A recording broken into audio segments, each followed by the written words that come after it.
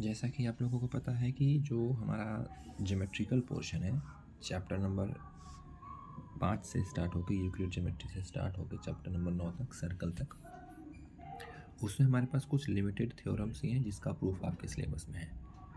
और अगर देखी जाए तो उसमें से हमारे पास कुछ मोस्ट इंपॉर्टेंट है, जैसे सर्कल की 2 थ्योरम्स मोस्ट इंपॉर्टेंट है, उसमें से एक थ्योरम हम प्रूफ के लिए देख रहे हैं। यहाँ पे ये बोल रहा है कि prove that equal chords of a circle subtend equal angle at the centre. Chord हमारे पास किसी सर्कल के अंदर में वो लाइन होती है जो सर्कल को 2 पॉइंट पे टच करती है। अगर उसकी लेंथ इक्वल है तो सेंटर पे वो इक्वल एंगल सबटेंड करेंगे। पूरे चैप्टर में 2 थ्योरम का प्रूफ सीबीएसई के सिलेबस में है, जिसमें से एक हमारे पास ये है, मोस्ट इंपॉर्टेंट कह सकते हैं, और अगला वाला इससे भी ज़्यादा इंपॉर्टेंट है। ठीक है, जरा एग्जैक्टली देख लेते हैं। कोई भी थ्योरम जब हम प्रूफ करते हैं तो सबसे पहली चीज़ स्टेटमेंट केवल गिवन होगा, हमें बनाना क्या होगा, उसका फिगर। रफ फिगर बना ले पेंसिल का इस्तेमाल करते हुए।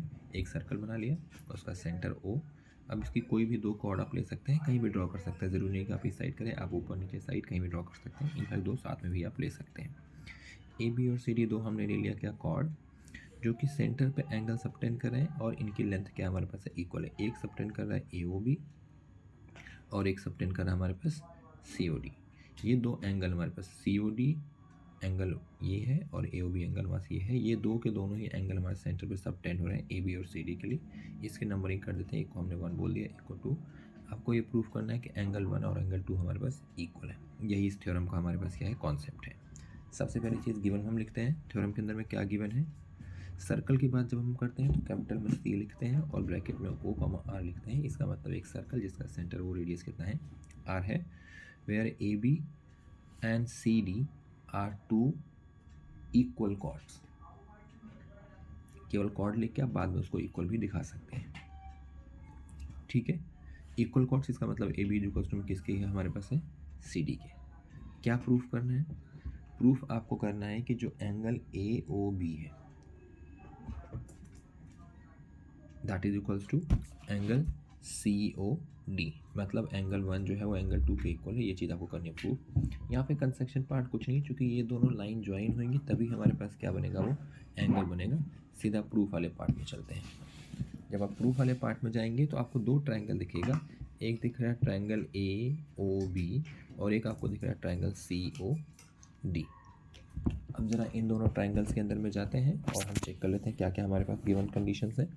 पहले हमने क्या देखा, A B equals to C D, ये ऑलरेडी क्या हमारे पास है, गिवन है। ये क्वेश्चन के स्टेटमेंट में ही इक्वल कॉर्ड्स, तो इसको हम क्या लिखेंगे, गिवन। दूसरा जो ओ ए है वो किसके इक्वल हमारे पास है, ओ सी के। क्यों, क्योंकि एक सर्कल की 2 रेडियस, इसको हम क्या लिखते हैं, रेडाई ऑफ सेम सर्कल। जब प्लूरल फॉर्म होता है रेडियस का उसको हम रेडाई रीड करते हैं। एग्जैक्टली इसी तरीके से ओ बी इक्वल्स टू क्या हमारे पास है, O D, same reason, radii of same circle. अब आपने ध्यान से क्या ऑब्जर्व कर दिया कि 3 के तीनों ही साइड एक ट्रायंगल की दूसरे ट्रायंगल की तीनों साइड से इक्वल है। That means using S S S congruency rule दोनों ट्रायंगल हमारे क्या हो जाएंगे, congruent. Triangle A O B congruent triangle C O D. और जब 2 ट्रायंगल कॉन्ग्रुएंट होते हैं इसका मतलब दोनों एक ही ट्रायंगल है, बस अलग अलग उनके नाम से। इसका मतलब सारे पोर्शन एक का दूसरे के सारे पोर्शन के क्या हमारे पास है, इक्वल। दैट इज़ क्या हमारे पास, by C P C T angle A O B equals to angle C O D. यही चीज़ हमें करनी थी प्रूफ। यही मेन कॉन्सेप्ट है इस थ्योरम का। ठीक है।